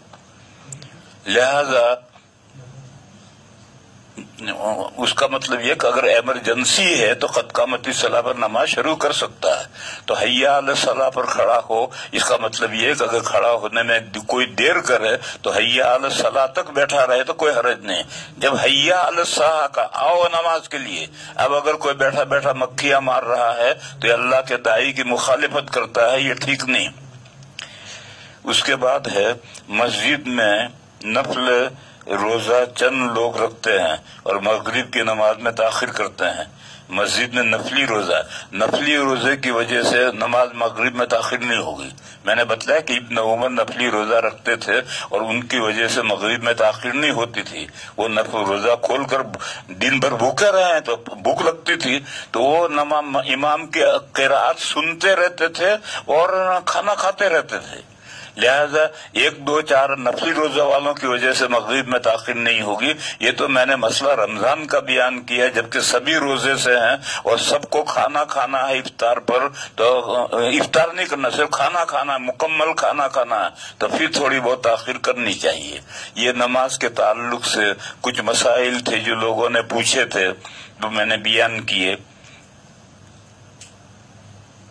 مسجد میں ایسی گھڑی لگائی جاتی ہے جس میں نماز کا وقت ہونے پر آواز آتی ہے، ایسی گھڑی لگاؤ، گانا نہیں ہونا چاہیے۔ گھڑی میں آواز ہے، جب ٹن ہوا اور پتہ چل گیا کہ نماز کا وقت ہو گیا، یا اس نے اعلان کیا کہ بھئی نماز کا وقت ہوا، تو ایسی گھڑی لگانے میں کوئی حرج نہیں۔ یہ نماز میں کوئی خلل نہیں ڈالتے تھے، نماز شروع کرنے سے پہلے وقت بتائے گا۔ گانا ہو اس طرح کی چیز تو ٹھیک نہیں ہے، لیکن ایسا وقت بتانے والی گھڑی لگائے تو کوئی حرج نہیں۔ یہ نماز کے تعلق سے جو مسائل تھے وہ ختم ہوئے، آئندہ کوئی نماز کے تعلق سے مسائل نہ بیان کرے۔ اب کل میں آگے زکوٰۃ کے تعلق سے بیان کروں گا۔ وآخر دعوانا ان الحمد للہ رب العالمین۔ پانی پی لو بھائی تھوڑا سا۔ اب مسائل شروع کروں گا۔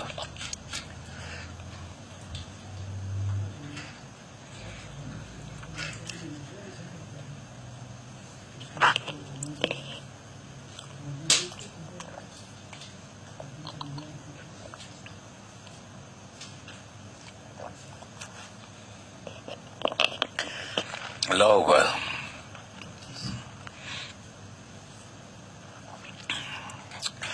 ایک سوال ہے، ذرا غور سے سنو۔ ہماری دنیا دار الاسباب ہے۔ ایک بندے نے پہلے پوچھا تھا کہ سبب مسبب کیا ہیں، تو میں نے بتلایا تھا کہ سبب کے معنی کسی چیز تک پہنچنے کا ذریعہ، جیسے پانی تک، کنویں میں جو پانی ہے اس تک پہنچنے کا ذریعہ ڈول رسی ہے، لہذا ڈول رسی سبب ہے۔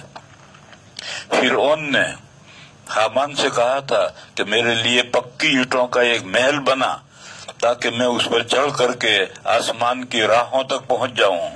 آسمان پر چڑھنے کے لیے اس نے راہیں ڈھونڈی تھی، اسباب السماوات۔ تو یہ تو ہے سبب پہنچنے رہا، اور جس چیز تک پہنچتے ہیں وہ ہے مسبب، یہ اسم مفعول ہے۔ اور دوسرا لفظ ہے مسبب، یہ اسم فاعل ہے۔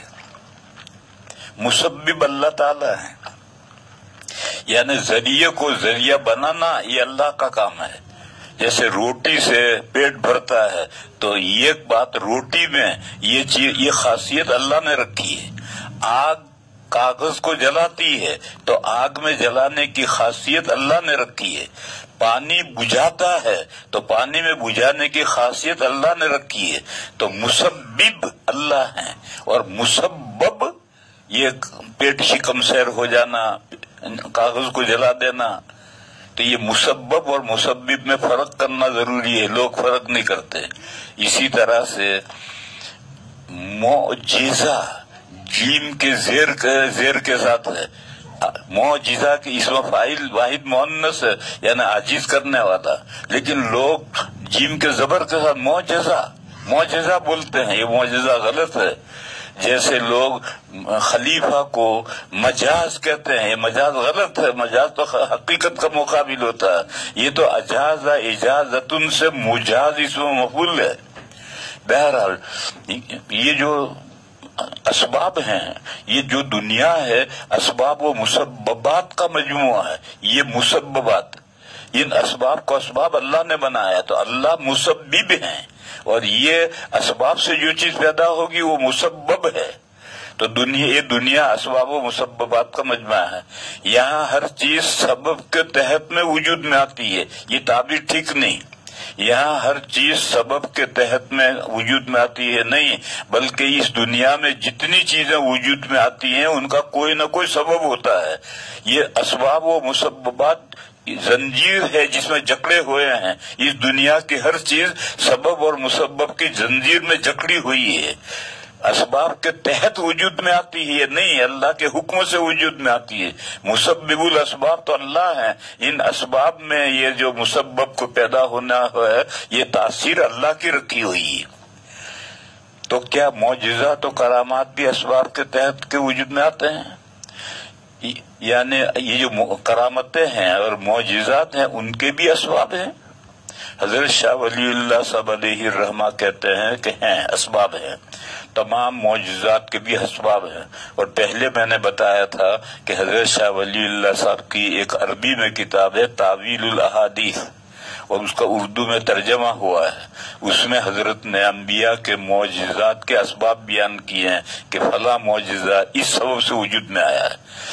پھر کتابوں میں، علم کلام کی کتابوں میں لکھتے ہیں کہ یہ کرامتیں اور یہ معجزات خرق عادت ہیں، یعنی عادت کو پھاڑنا ہے، عادت کو پھاڑنا ہے، یعنی عام طور پر جو اسباب ہوتے ہیں جن سے مسببات وجود میں آتے ہیں ایسا نہیں ہے، کوئی دوسرا سبب ہوتا ہے۔ میں مثال دوں، ایک 10 آدمی ہیں، ان 10 آدمیوں کے لیے 2 روٹیوں سے پیٹ بھر جائے، نہیں بھرتا ہے، 2 روٹیوں سے ایک آدمی کا پیٹ بھرتا ہے، 10 آدمیوں کا نہیں پیٹ بھرتا ہے۔ لیکن کسی بزرگ کی کرامت سے یا کسی نبی کے معجزے سے 2 روٹیوں سے 10 آدمیوں کے نہیں 30 آدمیوں کے پیٹ بھر سکتا ہے۔ ایک حدیث ہے، نبی پاک صلی اللہ علیہ وسلم کا فاقہ ہے، فجر کے بعد حضور مجلس ہو رہی ہے، تشریف فرما ہے اور بیان کر رہے ہیں، اور جب کئی دن کا فاقہ ہو تو بولنے میں اس کا اثر پڑتا ہے۔ تو حضرت ابو طلحہ نے محسوس کیا کہ حضور کو فاقہ ہے، بھوکے ہیں اور بولنے میں اثر پڑ رہا ہے، تو گھر تشریف لے گئے، اٹھ کر کے مجلس سے گھر گئے اور جا کے بیوی سے ام سلیم سے کہا کہ حضور آج میں نے دیکھا کہ حضور کو فاقہ ہے تو کچھ کھانے کو ہے؟ تو ام سلیم نے کہا کہ رات کی بچی ہوئی 2-3 روٹیاں ہیں۔ تو حضرت ابو طلحہ نے کہا کہ یہ روٹیاں بھیجو حضور کو۔ تو ام سلیم نے ایک اوڑھنی میں وہ روٹیاں باندھ کر، حضرت انس بچے تھے، ان کے گلے میں ایک کنارا باندھا لپیٹا اور ایک ہاتھ میں دیا تاکہ بچہ گرا نہ دے، اور کہا جا حضور کو دیکھ رہا۔ وہ بچہ حضرت انس آئے، آ کر کھڑے ہوئے، حضور نے دیکھا اور پوچھا کہ ابو طلحہ نے بھیجا ہے؟ تو ان کا جی ہاں۔ کھانا لے کر بھیجا ہے کہ جی ہاں؟ تو حضور نے فرمایا گھر جاؤ، ہم وہیں آ رہے ہیں کھانا کھانے۔ اب وہ واپس ہو گئے اور حضور نے سارے بیٹھے ہوئے لوگوں سے کہا کہ بھائی چلو ابو طلحہ کے یہاں کھانا ہے، کھانے کے لیے چلو۔ انہوں نے گھر جا کر کہا کہ حضور تو سارا مجمع لے کر آ رہے ہیں۔ تو وہ بہت پریشان ہوئے اور انہوں نے بیوی سے کہا کہ ام سلیم حضور تو سب کو لے کر آ رہے ہیں اور ہمارے پاس تو وہی اتنا ہی 2-3 روٹیاں ہیں. تو ام سلیم کا ایمان دیکھو، انہوں نے کہا کہ ہم نے کہاں بلایا ہے، حضور سب کو لے کر آ رہے ہیں اور ہمارے پاس جتنا کھانا ہے ہم پیش کر دیں گے، اور جن کو لے کر آ رہے ہیں تو حضور لے کر آئے ہیں، ہم نے تھوڑا بلایا ان کو. خیر حضور تشریف لے آئے سب کے ساتھ اور آ کر فرمایا کہ ام سلیم تمہاری جو روٹیاں ہیں اس کو چور دو. چور دیا. پھر کپی لائے، اس میں گھی تھا، تو فرمایا کہ اس پر گھی ڈال دو، سارا گھی ڈال دیا. فرمایا اس کو مل دو، ملیدہ بنا دو، بنا دیا. بڑی لکڑی کے کٹورے میں یہ سب ملیدہ بن گیا 2-3 روٹیوں کا. پھر حضور نے فرمایا کہ 10 آدمیوں کو بلاؤ. وہ آئے، انہوں نے کھایا پیٹ بھر کر کے چلے گئے. پھر دوسرے 10 آئے، انہوں نے پیٹ بھر کے کھایا. پھر تیسرے 10 آئے، انہوں نے پیٹ بھر کے کھایا. پھر بھی اس میں کھانا بچا رہا. پھر گھر والوں نے اور حضور نے کھایا. تو 2 روٹیوں سے 3 روٹیوں سے تو 30 آدمیوں کا کھانا بھر جاتا ہے. تو عادتاً تو نہیں بھرتا، پھر یہ کیسے پیٹ بھر گیا 30 آدمیوں کا. حضرت شاہ ولی اللہ صاحب نے لکھا کہ عالم مثال میں کھانے میں برکت ہوئی اور کھانے میں اضافہ ہوتا چلا گیا، اور لقمہ اٹھانے والا اٹھاتا ہے اتنا ہی نیا پیدا ہو جاتا ہے، عالم مثال میں پیدا ہو جاتا ہے. اور عالم مثال میں کیسے پیدا ہوتا ہے اس کا بھی ذکر ایک حدیث میں آیا ہے. ایک مرتبہ کچھ مہمان آئے ہوئے اور طریقہ یہ تھا کہ جس کے گھر جتنے کی گنجائش ہے اتنے مہمان اپنے ساتھ لے جاؤ. اگر ایک کا کھانا ہے تو ایک مہمان لے جاؤ تو 2 مل کر کھانا کھا لیجیے. 2 کا کھانا ہے تو 1 لے جاؤ تاکہ 3 مل کر کھانا کھا لو. اس دن نبی پاک صلی اللہ علیہ وسلم اپنے گھر 10 مہمان لے گئے اور حضرت ابو بکر صدیق نے 3 مہمان اپنے گھر بھیجے اور خود نہیں گئے. مغرب کے عرب میں کھانے کے 2 ٹائم تھے. ناشتہ فجر میں چائے ناشتہ کچھ نہیں ہوتا تھا. پہلا کھانا 11 بجے کھاتا تھا، یہ غدا کہلاتا تھا، اور دوسرا کھانا مغرب کے بعد کھایا جاتا تھا، وہ عشاء کہلاتا تھا. بس 2 ہی کھانے ہوتے تھے. تو حضرت ابو بکر کوئی ضرورت تھی تو وہ رکے رہے اور انہوں نے حضور کے ساتھ کھانا کھایا. مہمان ابو بکر کے گھر گئے، گھر میں لوگوں نے، گھر والوں نے کھانا پیش کیا تو انہوں نے کہا کہ نہیں، جب ہم حضرت ابو بکر آئیں گے تو ان کے ساتھ کھائیں گے، اکیلے نہیں کھائیں گے. وہ بیٹھے رہے. یہاں حضور نے کھانا کھا لیا، پھر عشاء کی نماز پڑھی. عشاء کی نماز کے بعد بھی رکے، کافی دیر کے بعد گھر گئے تو ابھی مہمان بیٹھے، انہوں نے کھانا ہی نہیں کھایا.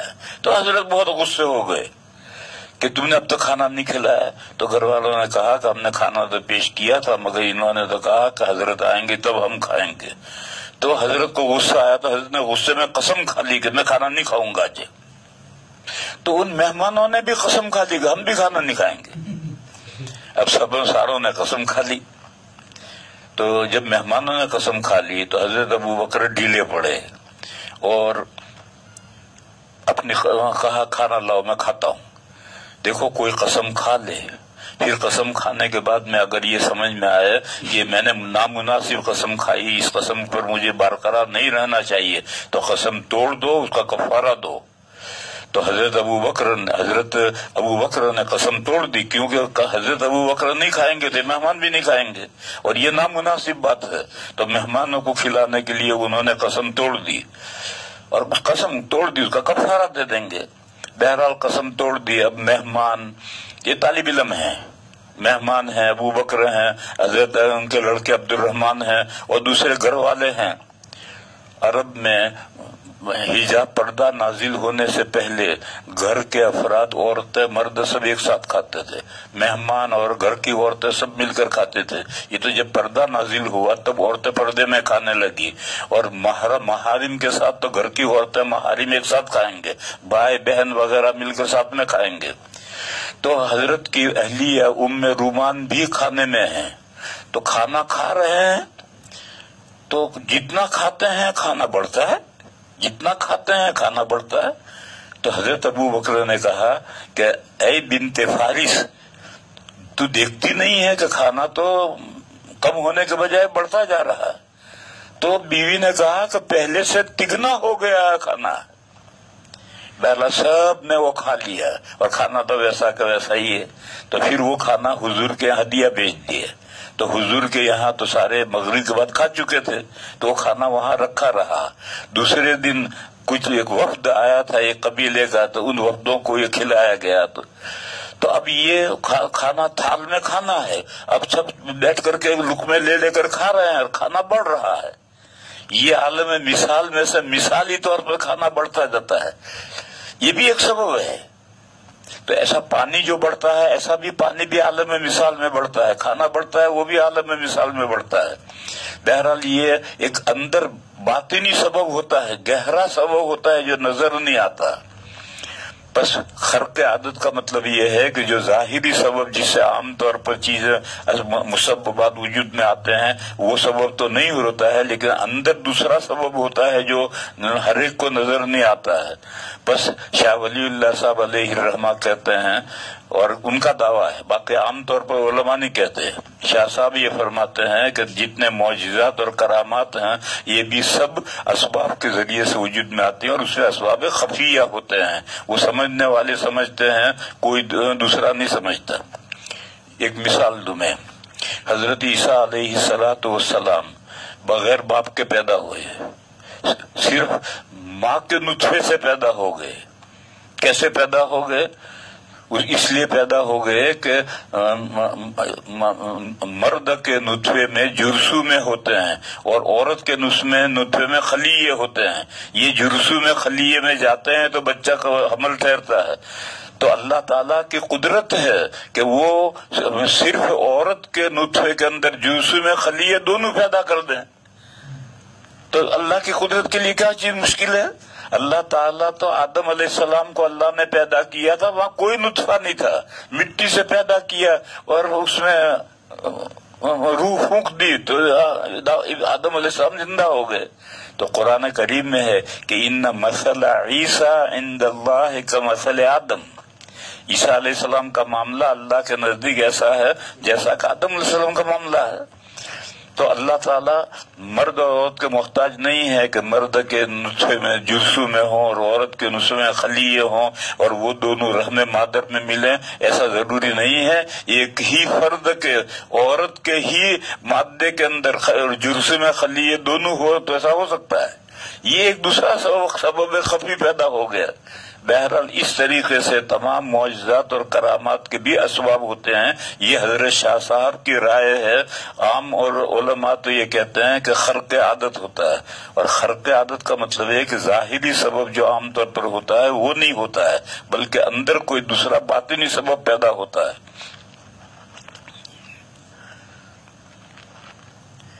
اس کے بعد مسئلہ ہے کہ اگر کوئی عورت حافظ قرآن ہو اور وہ اپنے گھر میں عورتوں کی امامت کرنا چاہے تو کر سکتی ہے؟ نہیں کر سکتی, مکروہ ہے.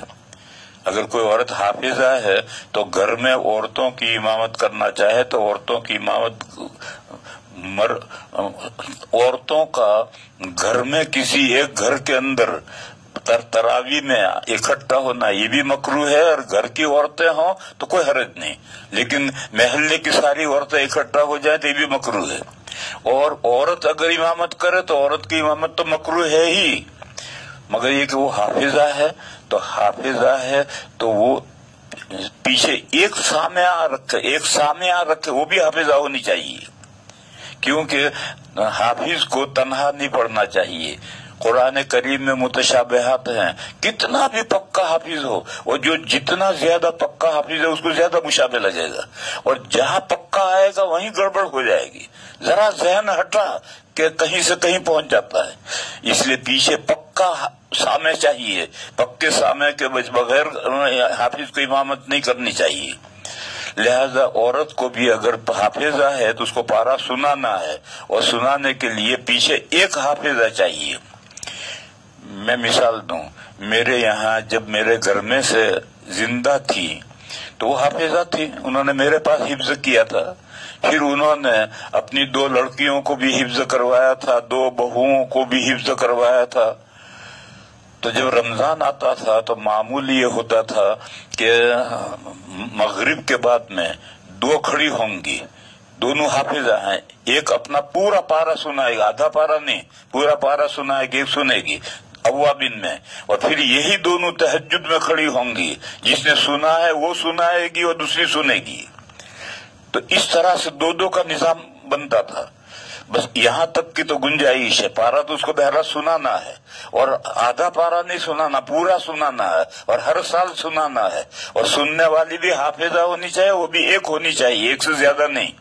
अच्छा, एक से ज्यादा अगर दो हाफिजा हैं, सामिया हैं, कमजोर हैं सुनने में तो कोई हर्ज नहीं, लेकिन जो गैर हाफिज हैं वो अपनी तनहा नमाज तरावी की पढ़ेंगे, हाफिजा के पीछे नहीं पढ़ेंगे। उसके बाद मसला है कि सिक्योरिटी डिपॉजिट का क्या हुक्म है बॉम्बे शहर के लिए। सिक्योरिटी डिपॉजिट का हुक्म एक ही है, बॉम्बे शहर के लिए कोई अलग नहीं है। सिक्योरिटी डिपॉजिट क्या है? एक तो पहले पगड़ी थी, पगड़ी को मुफ्तियों ने कहा ये जायज नहीं है, एक मकान किराए पर दिया और या दुकान किराए पर दिए और 5-10 लाख रुपए ले लिए और उसको इस्तेमाल करने लगे और किराया कम कर दिया, तो ये तो कुल्लो कर्दिन जर्रा रिबन फहुआ, कुल्लो कर्दिन जर्रा नफअन फहुआ रिबा हो गया, वो नाजायज है। तो फिर अब लोगों ने उसकी एक जायज शक्ल निकाली है, वो ये है कि दुकान का किराया जो है वो साल का या 2 साल का किराया एडवांस ले लो, किराया कम नहीं। मसलन मकान का किराया 25,000 है तो 1 साल के या 2 साल का किराया एडवांस ले लो और वो लेकर के इस्तेमाल करेगा, 2 साल तक किराया नहीं मांगेगा। तो ये एडवांस किराया ले लिया दुकान का या मकान का, ये उसके पगड़ी के जगह पर जायज शक्ल आई है। इसके अलावा एक दूसरी सूरत है, मकान या दुकान, मकान किराए पर दिया, उस मकान में किराएदार नुकसान करे कोई या किराया बाकी छोड़कर चला जाए और किराया न दे, तो सिक्योरिटी के लिए, हिफाजत के लिए एक रकम ले ली जाती है, 1 लाख रुपए ले लिए कि जिस दिन तुम मकान छोड़ोगे उस दिन तो मकान में कोई नुकसान नहीं किया तुमने, तो ये तुम्हारे 1 लाख रुपए तुम्हें वापस हो जाएंगे। और अगर कोई नुकसान किया है या बिल बाकी है बिजली का या मकान का किराया बाकी है तो वो काट करके बाकी रकम वापस होगी। सिक्योरिटी का ये मतलब है। ये जो सिक्योरिटी की रकम होती है उसके लिए किताबों में ये लिखा है कि इस रकम का बेअईन ही महफूज रहना जरूरी है, इसे इस्तेमाल नहीं कर सकते। लेकिन मैं ये नहीं कहता बेअईन ही इसको महफूज रहना, ये मैं नहीं कहता। ये मसला पुराने जमाने का था जबकि दराहिम चांदी के सिक्के होते थे और चांदी के सिक्के मुख्तलिफ होते थे, कम चांदी और कम चांदी वाले, ज्यादा चांदी वाले, इसको खोट मिले हुए होते थे। उस वक्त एक आदमी ने 1000 दिरहम दिए और वो दिरहम इस्तेमाल कर लिए। अब वो दिरहम कैसे थे? अच्छे थे, आला दर्जे थे, खोट वाले थे। उस जमाने में ये था कि वही दिरहम अमानत के बेअईन नहीं महफूज रखो। लेकिन आज तो नोटें हैं कागज की, लाशें हैं, कुछ भी नहीं है, लिहाजा उसको महफूज रखने की जरूरत नहीं। सारी नोटें बराबर हैं, इनमें कोई तफावत नहीं है।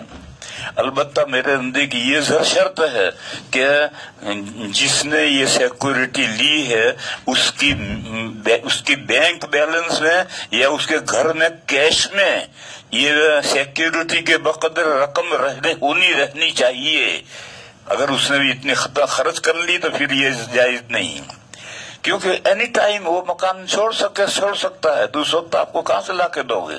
इसलिए बैंक में अगर आपके पास बैलेंस है या घर में से कैश में आपके पास रकम है, जितनी आपने सिक्योरिटी में 1 लाख रुपए लिए हैं वो 1 लाख रुपए आपके बैंक में है या घर में है, तो फिर कोई हर्ज नहीं। फिर उसका बेअईन ही उन नोटों का महफूज रहना जरूरी नहीं है, नोटों में तब्दीली हो जाए तो कोई हर्ज नहीं। जैसे कर्ज में तब्दीली होती है और उसमें कोई हर्ज नहीं है, तो वो कर्ज वाला मसला अब आएगा। लेकिन उसके बैलेंस में या कैश में सिक्योरिटी के बकदर रकम हमेशा रहनी चाहिए, उससे उसको भी खर्च कर ले तो ये उस अमानत को इस्तेमाल करना कहलाएगा और अमानत का इस्तेमाल करना जायज नहीं है। ये हुक्म है। सिक्योरिटी डिपॉजिट जायज है, सिक्योरिटी डिपॉजिट जायज है, بامبے میں بھی جائز ہے، ہر جگہ بھی جائز ہے. اور مفتی صاحبان یہ کہتے ہیں کہ وہ رقم بے عینی محفوظ رکھنا ضروری ہے، اس کو استعمال نہیں کر سکتے. اس کو میں یہ کہتا ہوں کہ نہیں، وہ رقم بے عینی محفوظ رکھنا ضروری نہیں ہے، اس کے بینک بیلنس میں یا گھر میں کیش میں اتنی رقم اس کی ملکیت میں رہنی چاہیے. اس کے بعد میں پھر ایک عجیب سوال ہے، عدت میں 3 حیض ہی کیوں گزارنا ہوتا ہے؟ عدت میں 3 حیض ہی کیوں گزارنا ہوتا ہے؟ اس کی وجہ کیا ہے؟ عدت میں 3 حیض ہی کیوں گزارنا ہوتا ہے؟ اس کی وجہ کیا ہے؟ یہ بڑا مشکل مسئلہ ہے اس کو سمجھانا.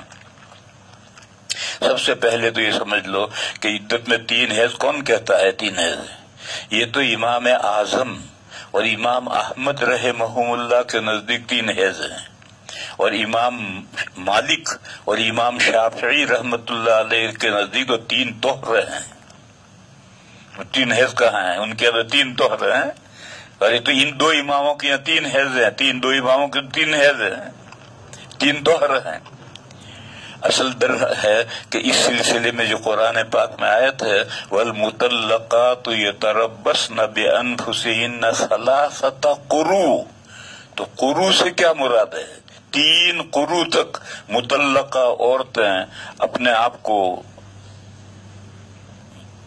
انتظار میں رکھیں، یہ تربصن انتظار کرتی رہیں 3 قروء تک. تو 3 قروء کیا ہیں؟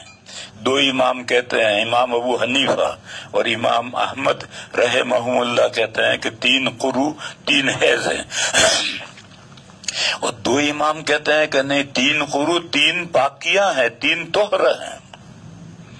تو اب کائی کی تو میں وجہ بتاؤں، میں 3 حیض کی وجہ بتاؤں، 3 طہر کی بتاؤں. پھر دوسری ایک بات پوری ہو گئی، یعنی یہ محمل سوال ہے، اس لیے میں کہہ رہا ہوں کہ بھئی تو مسئلہ اختلاف ہی ہے. عدت میں یہ تو 3 حیض کہہ رہے ہیں، یہ 3 طہر کہہ رہے ہیں، تو میں کون سی کی وجہ تجھے بتاؤں گا، سمجھاؤں گا. چلو اسے رہنے دو، آگے بڑھو. چلو یہ اس نے کہا کہ عدت میں 3 حیض ہی کیوں؟ عدت میں 3 حیض ہی کہاں ہے؟ وفات کی عدت تو 4 مہینے 10 دن ہے، وہ بھی تو عدت ہے. وفات کی عدت تو 4 مہینے 10 دن ہے، وہ بھی تو عدت ہے. اور اگر حاملہ ہے، چاہے وہ شوہر کا انتقال ہوا ہے یا شوہر نے طلاق دی ہے اور عورت حاملہ ہے، تو اس کی عدت وضع حمل ہے. تو اب تو عدت کے تو مختلف احکام ہیں، اور تو کہہ رہا کہ 3 حیض ہی کیوں ہیں؟ 3 حیض ہی کہاں ہیں؟ 4 مہینے 10 دن وفات کی عدت ہے، حاملہ کی عدت وضع حمل ہے، مطلقہ کی عدت میں طہر یا حیض میں اختلاف ہے. چلو چھوڑو اسے، آگے بڑھو. حضرت شاہ ولی اللہ صاحب علیہ الرحمہ نے حجت اللہ البالغہ کے مقدمے میں ایک بات لکھی ہے. دیکھو حجت اللہ البالغہ جو ہے وہ تمام احکام شرعیہ کے اسرار و رموز بیان کیے، حکمتیں بیان کی ہیں کہ اس حکم کی کیا حکمت ہے، اس حکم کی کیا حکم ہے. اس کتاب میں جس میں پورے شریعت کی حکمتیں بیان کی ہے، اس کے مقدمے میں حضرت شاہ ولی اللہ صاحب علیہ الرحمہ نے یہ لکھا ہے کہ احکام شرعیہ پر عمل کرنا حکمت جاننے پر موقوف نہیں ہے. احکام شرعیہ پر عمل کرنا حکمت جاننے پر موقوف نہیں ہے. پھر فرمایا کہ احکام شرعیہ کی تو سب سے بڑی حکمت یہ ہے کہ وہ اللہ رسول کا حکم ہے. بس اللہ رسول کا حکم ہے، اب آگے کیا حکمت جاننی. یہاں تک تو بات حضرت شاہ ولی اللہ صاحب نے فرمائی. پھر میں نے اس میں بڑھائی کہ اس کی وجہ یہ ہے کہ جو اللہ رسول کے جو احکام ہیں، یعنی منصوص احکام ہیں، قرآن میں اور حدیث میں جو احکام ہیں، ان کی رموز اور اسرار اور حکمتیں ہر مولوی نہیں سمجھ سکتا. اور جب نہیں سمجھ سکتا تو کیسے بتائے گا؟ اور اگر مولوی سمجھ لے تو ہر عامی نہیں سمجھ سکتا، تو وہ اگر سمجھائے گا تو عامی کیسے سمجھے گا؟ بس اگر احکام شرعیہ پر عمل کرنا احکام کی حکمت جاننے پر موقوف ہوگا تو کبڑا ہو جائے گا. ہر مولوی ہر حکم کی حکمت سمجھ نہیں سکتا، اور سمجھ لے تو سمجھائے گا تو ہر عامی مخاطب سمجھ نہیں سکتا، تو پھر کیسے کام چلے گا؟ میں نے پہلے بھی ایک حدیث بیان کی تھی، حضرت ابو ہریرہ سے طالب علموں نے پوچھا کہ 3 نمازیں جہری کیوں ہیں اور 2 نمازیں خاموش کیوں ہیں؟ تو انہوں نے جواب دیا کہ جو نمازیں حضور نے ہمیں جہرن پڑھائی ہم جہرن پڑھاتے ہیں، جو سرن پڑھائی ہم سرن پڑھاتے ہیں۔ کیوں کا جواب نہیں دیا، وائے کا جواب نہیں دیا۔ یہاں سوال ہے کہ کیا حضرت ابو ہریرہ وجہ جانتے تھے نہیں جانتے تھے کہ 3 سرن کیوں ہیں، 2 سرن کیوں ہیں، 3 جہرن کیوں ہیں؟ اس کی وجہ حضرت ابو ہریرہ جانتے تھے نہیں جانتے تھے؟ تو اگر تم کہو کہ حضرت ابو ہریرہ نہیں جانتے تھے تو ہم پھر کہاں سے جان لیں گے؟ ہم کوئی بڑے حضرت ابو ہریرہ سے بڑے تھوڑے ہیں۔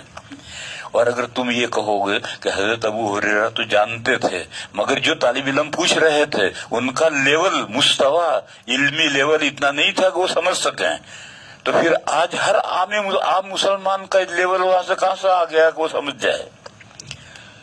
یہ میں نے بڑھایا ہے سب۔ شاہ صاحب نے تو اتنا لکھا ہے کہ احکام شریعہ پر عمل کرنا اسرار و حکم اور رموز جاننے پر موقوف نہیں ہے، احکام کا سب سے بڑی حکمت یہ ہے کہ اللہ رسول کا حکم ہے لہذا اس پر عمل کرو۔ وہی حکمت اور معلوم ہوگا، وائے کا جواب ملے گا تب ہم عمل کریں گے، یہ غلط ہے، اسے غلط ہے۔ لہذا اس عدت کے بارے میں جو سوال کر رہا ہے اس کے پیچھے پڑنے کا کوئی مطلب نہیں ہے، کیونکہ یہ تو منسوخ مسئلہ ہے، اور پھر منسوخ مسئلے میں بھی اختلاف ہو گیا ہے۔ پھر اس کے بعد میں آخری بات یہ ہے کہ دیکھو ہر چیز کے ایک تھوڑا سا حصہ تو ہم جانتے ہیں، آخری حصہ ہم نہیں جانتے۔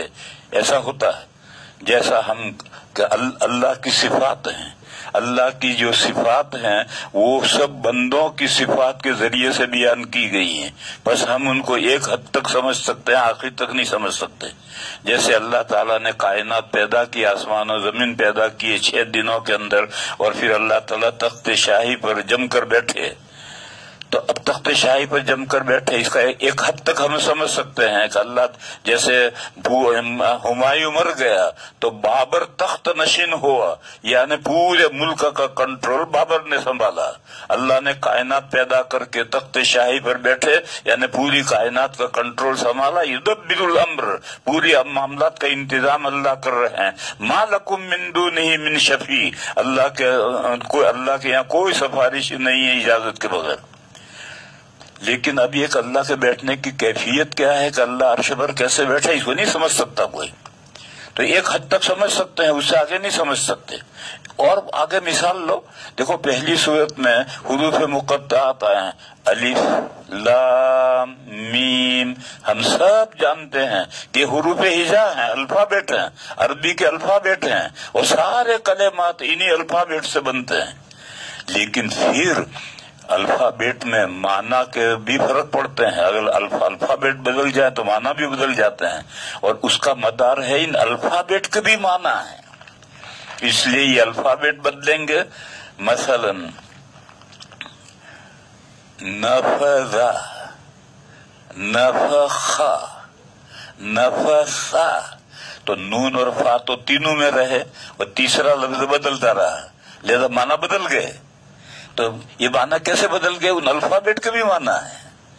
تو اب یہ نہیں جانتے، ہم اتنا تو جانتے ہیں کہ انہی حروف ہجا سے الف با تا جو قائد بغدادی میں پڑھاتے ہیں اسی سے تمام کلمات بنتے ہیں، لیکن الفابیٹ بدلنے سے، یہ حروف ہجا بدلنے سے الف لام میم الگ ہے، الف لام را الگ ہے، الف لام میم صاد الگ ہے۔ یہ الفابیٹ بدل گئے تو الگ ہیں۔ اب وہ ان الفابیٹ کے بدلنے سے کیا معنی بدلے وہ ہم نہیں، وہاں تک نہیں پہنچتے، وہاں تک ہم نہیں پہنچ سکتے۔ تو بہت سی چیزیں ہیں کہ جن کو ایک حد تک ہم جانتے ہیں، اس سے آگے نہیں ہم جانتے۔